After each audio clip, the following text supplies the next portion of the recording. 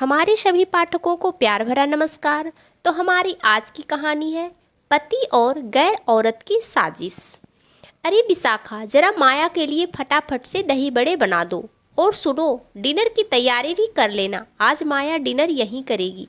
रुद्र ने अपनी पत्नी विशाखा से कहा तो विशाखा जल भुनकर खाक हो गई। माया रुद्र के कॉलेज की फ्रेंड थी। पढ़ाई खत्म होते उसकी शादी हो गई थी और वह अमेरिका चली गई थी। इसी बीच रुद्र को भी विशाखा से शादी हो गई। 8 सालों के बाद अभी 1 महीने पहले ही वह अमेरिका से वापस आई थी और तब से विशाखा के पति रुद्र और माया का मिलना जुलना कुछ ज़्यादा ही हो गया था। शुरुआत में तो विशाखा ने इसे मामूली दोस्ती ही समझी, लेकिन जब आए दिन माया घर आने लगी और अपनी शॉपिंग के लिए भी वह रुद्र को साथ लेकर जाने लगी, तब विशाखा माया को देखते ही चिढ़ने लगी थी। वैसे भी माया देखने में बला की खूबसूरत थी। उसके कंधे तक कटे हुए स्टाइलिश बाल, छोटे छोटे मॉडर्न कपड़े के बीच झांकती खूबसूरत गोरी गोरी कलाइयाँ और शादी के इतने सालों के बाद 2 बच्चे की मां बनने के बाद भी उसकी चुस्त दुरुस्त कटावदार शरीर को देखकर कोई भी उसे कॉलेज गोइंग स्टूडेंट ही समझता था। पता नहीं उसने इतनी सारी जिम्मेदारी के बीच खुद को कैसे मेंटेन करके रखा हुआ था। इधर विशाखा 30 की उम्र में ही 40 की दिखने लगी थी। विशाखा के परिवार में सास ससुर और एक 5 वर्षीय बेटी थी। विशाखा का घर परिवार की जिम्मेदारियों में इस कदर उलझ गई थी कि उसे खुद के लिए समय ही नहीं मिलता था, या यूं कहें कि अब वह खुद के प्रति बहुत लापरवाह हो गई थी। शादी के शुरुआत दिनों में तो वह खुद का ध्यान रखती थी, खूब बन संवर कर रहा करती थी वो, लेकिन धीरे धीरे जिम्मेदारियां बढ़ती गई तो वह खुद के प्रति उदासीन हो गई थी। वह सभी का ध्यान रखती थी, सबके लिए सब कुछ करती थी, लेकिन खुद के लिए कुछ करने की बारी आती तो उसे आलस आ जाता। रुद्र ने भी तो शुरुआत में उसे कितना समझाया था कि क्यों इस तरह बिखरी बिखरी हुई सी रहती हो, थोड़ा बंसवर कर रहा करो, खुद की सेहत का भी ध्यान रखो।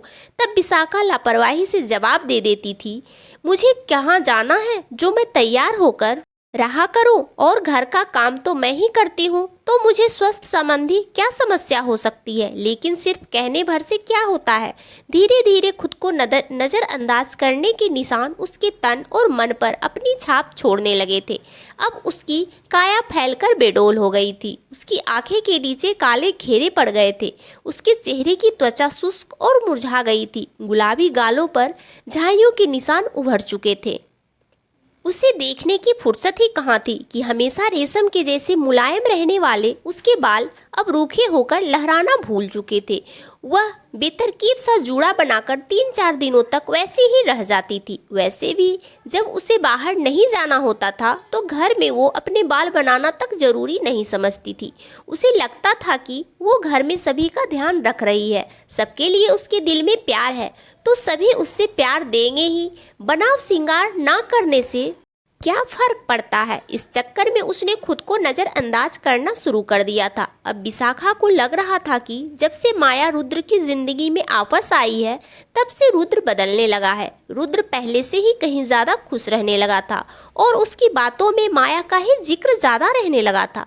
रुद्र जैसे ही विशाखा के सामने माया का नाम लेता तो विशाखा का बात को बदलकर दूसरी बात करने लगती थी। वह माया के नाम से भी चिढ़ने लगी थी। जब भी माया रुद्र से मिलने के लिए घर पर आती तो रुद्र उसके साथ बैठकर हंसी मजाक करते रहता और विशाखा को रसोई में भेजकर तरह तरह के फरमाइश करता रहता। इन सब बातों से विशाखा का मन और झुल्ला उठता। अब तो रुद्र ने उसके पास आना भी कम कर दिया था। विशाखा पति के संदिग्ध के लिए तड़पकर रह जाती थी। पहले वो जो थी जैसी भी थी, रुद्र केवल उसका था, लेकिन अब ऐसा लग रहा था जैसे रुद्र माया और विशाखा दोनों में बट चुका हो। विशाखा से ये बर्दाश्त नहीं हो रहा था कि उसका पति किसी और लड़की को इतनी अहमियत दे, और वह भी तब जब लड़की उससे ज़्यादा फिट और खूबसूरत हो। अभी भी विशाखा गुस्से से लाल होकर रसोई में नाश्ता बना रही थी। जब वो नाश्ता लेकर हॉल में आई तो उसने देखा कि रुद्र विशाखा के बिल्कुल करीब सोफे पर बैठा हुआ था और दोनों किसी बात पर खिलखिलाकर हंस रहे थे। विशाखा का तो मन किया कि नाश्ते की ट्रे वहीं पटक कर अपने कमरे में चली जाए और खूब रोए। आखिर उसने इस परिवार के लिए फर्ज निभाने में कौन सी कमी रखी थी जो रुद्र उसके साथ ऐसा कर रहा था।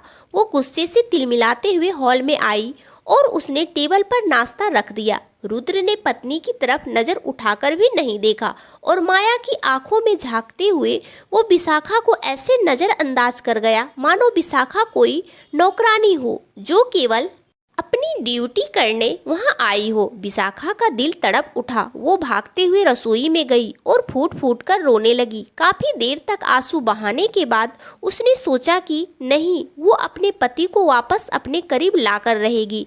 रात को जब विशाखा काम निपटाकर कमरे में पहुंची तब भी रुद्र फोन पर माया से ही बात कर रहा था। विशाखा बुरी तरह से खींच उठी और बिस्तर पर बैठकर रुद्र के वापस आने का इंतजार करने लगी। रुद्र काफी रात गए फोन पर बात खत्म करके आया तो विशाखा को इंतजार करते हुए देखकर बोला कि तुम सोई नहीं अभी तक। विशाखा मुस्कुराते हुए बोली, नहीं, मैं तुम्हारा इंतजार कर रही थी। रुद्र लापरवाही से बोला, तुम्हें इंतजार करने की क्या जरूरत थी? तुम तो दिन भर इतना काम करती हो, तुम्हें आराम की जरूरत होगी ना। तुम समय से सो जाया करो। विशाखा का दिल भर आया। यही रुद्र उसके पास आने के बहाने ढूंढता रहता था और आज यही रुद्र उसे यह सब कह रहा था। उसने अपने आंसुओं को दबाते हुए धीरे से पति का हाथ थाम कर कहा, यहाँ आओ, मेरे पास बैठो ना, मुझे भी दो घड़ी तुम्हारे साथ समय बिताने का मन करता है। रुद्र उसके पास बैठ गया लेकिन अगले ही पल वो मुंह फेरते हुए बोला, अरे यार, क्या बैठूं मैं तुम्हारे पास? तुम्हारे बदन से तो केवल लहसुन प्याज और पसीने की बदबू आती है। माया को देखा है ना तुमने? उसके शरीर से कितने खुशबूदार परफ्यूम की खुशबू आती है। उसे देखकर कोई कह सकता है क्या कि वो 2 बच्चों की माँ है? अपने पति और माया के संबंधों के बारे में सोचकर उसका दिमाग फटने लगा। रुद्र आगे बोला, उसके पास भी तो घर परिवार की जिम्मेदारियां हैं, लेकिन वो कितना बन ठन कर तरोताजा सी रहती है। और एक तुम हो। विशाखा ने गुस्से से पति का हाथ झटक दिया। आज उसके भीतर का ज्वालामुखी फूट पड़ा और वो गुस्से से चीखते हुए कहने लगी, तो आखिरकार आज तुम्हारे मुंह से सच्चाई बाहर आ ही गई। तुम मुझसे ज्यादा अब उस माया से प्रभावित हो गए हो ना। मैं अच्छे से जानती हूँ कि तुम उसकी तरफ आकर्षित हो गए हो। वो बन संवरकर तितली की तरह मंडराने वाली लड़की क्या तुम्हारा परिवार संभालने आएगी? तुम उससे मेरी तुलना कर रहे हो। मैंने हमारी घर गृहस्थी में खुद को झोंक दिया। इस गृहस्थी को संवारने के लिए मैं खुद को भुला बैठी और आज तुम मेरे इस त्याग का यह सिला दे रहे हो। रुद्र भी भड़कते हुए कहने लगा, तो किसने कहा था तुम्हें त्याग की देवी बनने को? किसने कहा था कि खुद के लिए समय मत निकालो? आज जब सब कुछ बदल गया है तो तुम मुझसे शिकायत करने आ रही हो। अब इन सब बातों का कोई फायदा नहीं है। इतना कहकर वो पैर पटकते हुए कमरे से बाहर चला गया। दोनों पति पत्नी में मनमुटाव तो होता ही रहता था, लेकिन आज तो हद ही हो गई। रुद्र ने किसी और लड़की का नाम लेकर अपनी पत्नी से झगड़ा किया था। विशाखा बिस्तर पर गिरकर बिलखने लगी। आज उसका दिल टूट गया था। वह सोचने लगी कि मैं दिन रात सबकी सेवा में लगी रहती हूँ, घर के सारे काम करती हूँ, आखिर वो सब क्यों और किस लिए, जब मेरा पति ही मेरा नहीं है। काफी रात तक वो रोती रही, लेकिन अंततः उसने अपने मन को समझाया और सोचने लगी कि अगर रुद्र को ही मेरी परवाह नहीं है तो मैं ही उसकी परवाह क्यों करूँ। अब मैं भी अपनी जिंदगी अपने हिसाब से जीकर दिखाऊंगी। अगले दिन सुबह सवेरे विशाखा अपनी पड़ोसन के घर गई और उसके यहाँ से काम वाली बाई का नंबर मांग कर लाई। उसी दिन से उसने काम वाली बाई लगवा ली और जब काम वाली बाई आई तो विशाखा की सास हैरानी से कहने लगी कि अरे बहू, हम इतने सालों से तुझे कह रहे थे कि बाई लगा लेते हैं, तब तो तू कहती थी कि बाई अच्छे से काम नहीं करेगी, बेकार में उसे पगार देनी पड़ेगी। आज अचानक से क्या हो गया? विशाखा फीकी सी मुस्कान के साथ बोली, मम्मी जी, आप और रुद्र सही कहते थे। मैंने खुद को घर के कामों में कुछ ज़्यादा ही झोंक दिया था, लेकिन मुझे अपनी गलती का एहसास हो गया है। विशाखा ने काम वाली बाई की मदद से जल्दी ही घर का काम भी निपटा लिया। आज उसके पास काफ़ी सारा खाली समय था। वो थोड़ी देर तक अपनी बेटी के साथ खेलती रही, फिर बेटी को सास के पास छोड़कर वह बाजार चली गई। बाजार जाकर उसने नए डिजाइन के कपड़े, सैंडल और मेकअप का सामान खरीदा और वापस आते हुए पार्लर भी चली गई। आज उसके दिमाग में एक बार भी रुद्र और माया का ख्याल नहीं आया, क्योंकि अब उसने उन दोनों की तरफ से नजरें हटाकर खुद पर ध्यान देने का निर्णय लिया था। पार्लर से बाहर निकलने वाली विशाखा एक अलग विशाखा थी। उसमें आत्मविश्वास कूट कूट कर भरा हुआ था।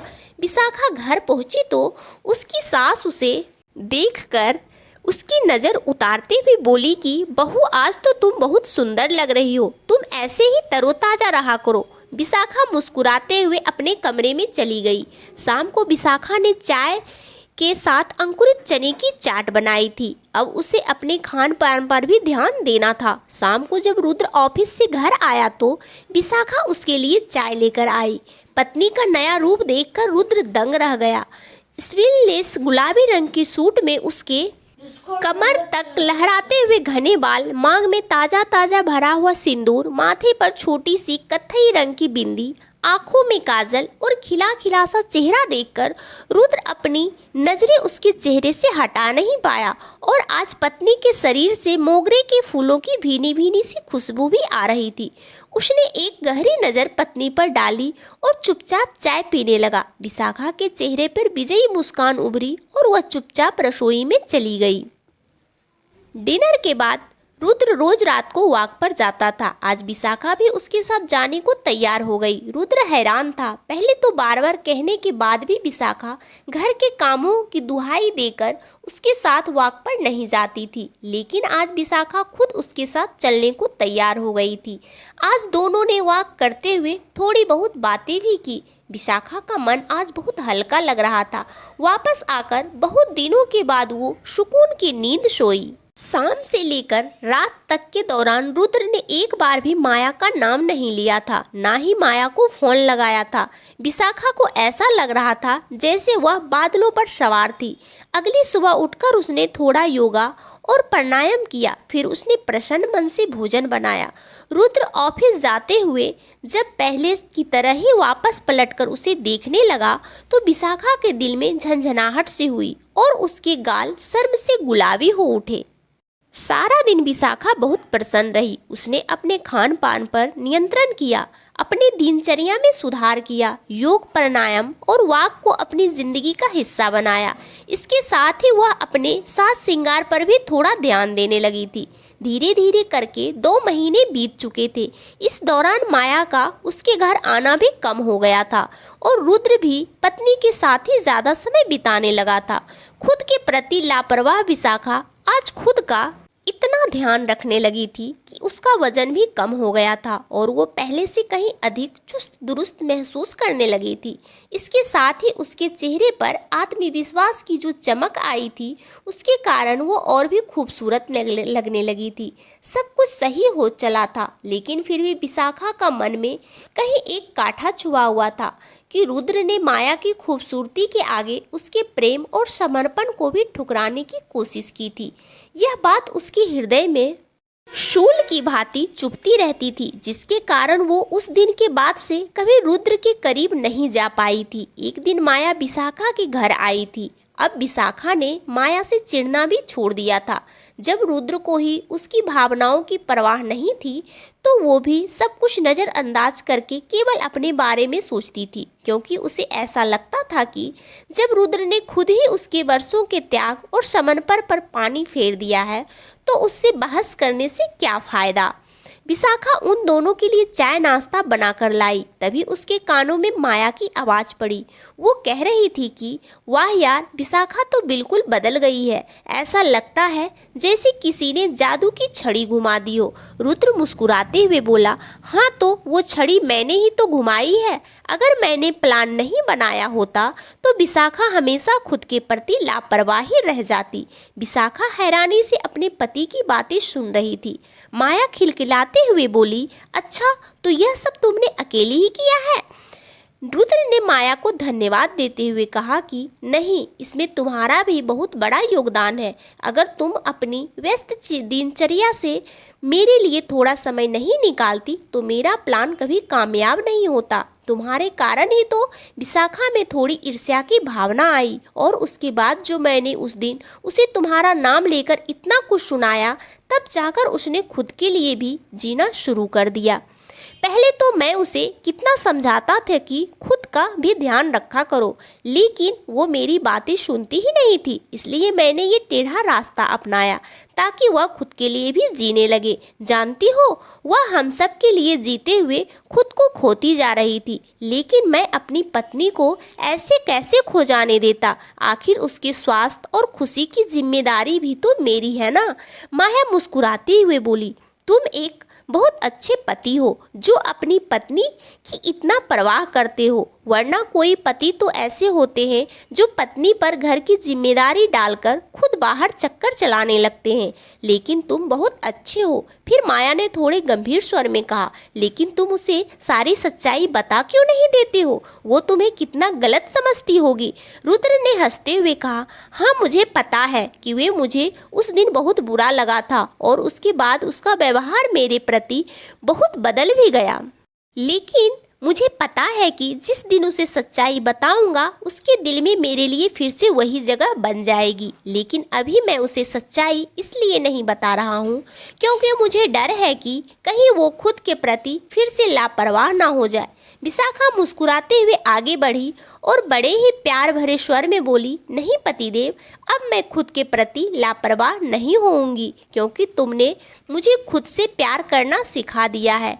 एक गृहिणी हमेशा अपने बच्चे, पति और परिवार को प्यार देती है, लेकिन खुद से प्यार करना भूल जाती है। लेकिन यह बात बिल्कुल सच है कि यदि औरत खुद तरोताज़ा और स्वस्थ रहेगी, तभी तो वह बाकी लोगों का भी अच्छे से ध्यान रख पाएगी। क्योंकि मैं अच्छे से जान गई हूँ कि जो पौधा खुद मुरझाया हुआ रहता है, वह दूसरों को प्राणवायु कहाँ से दे पाएगा। विशाखा को देखकर माया और रुद्र उठकर खड़े हो गए। विशाखा ने माया की तरफ देखते हुए कहा कि धन्यवाद माया, मैं हमेशा तुम्हें और रुद्र को गलत समझती रही कि तुम दोनों मेरी प्यार की दुनिया मुझसे छीनना चाहते हो, लेकिन मुझे नहीं पता था कि तुम दोनों तो मुझसे ही प्यार करना सिखा रहे हो। रुद्र विशाखा की बात सुनकर बहुत खुश हुआ और प्यार से बोला, हमेशा ऐसे ही हंसती खिलखिलाती रहा करो। मैं घर में तुम्हें अपनी पत्नी बनाकर लाया था, कोई काम करने वाली मशीन नहीं कि तुम दिन रात बस काम ही करती रहो और खुद इस चक्कर में खुद का ख्याल रखना ही छोड़ दो। विशाखा की आंखें खुशी के मारे गीली हो गई थी कि वह कितनी खुशकिस्मत है जो उसे इतना प्यार करने वाला पति मिला। दोस्तों, कई बार ऐसा होता है कि घर की औरतें सारे काम बखूबी कर लेती है। वो घर को सजाती है, बड़ों की सेवा करती है, बच्चों का भी ध्यान रखती है, लेकिन खुद की बारी आती है तो उन्हें ऐसा लगता है कि खुद के लिए कुछ करने की ज़रूरत ही क्या है। अगर उन्हें घर से बाहर नहीं जाना होता है तो वो ढंग से तैयार भी नहीं होती है। उन्हें बालों में कंघी किए हुए कितने दिन हो जाते हैं, लेकिन ऐसा करके वह खुद के प्रति जिम्मेदारी निभाने से चूक जाती है। इसलिए दूसरों के लिए जिम्मेदारी निभाते निभाते खुद के लिए जीना बिल्कुल नहीं भूलना चाहिए। तो दोस्तों, आपको ये कहानी कैसी लगी कमेंट करके ज़रूर बताएं, और दोस्तों कहानी को लाइक और चैनल को सब्सक्राइब ज़रूर कर दीजिएगा। और आप सब अपने जीवन में बहुत बहुत बहुत खुश रहिए, यही भगवान से प्रार्थना है। धन्यवाद दोस्तों।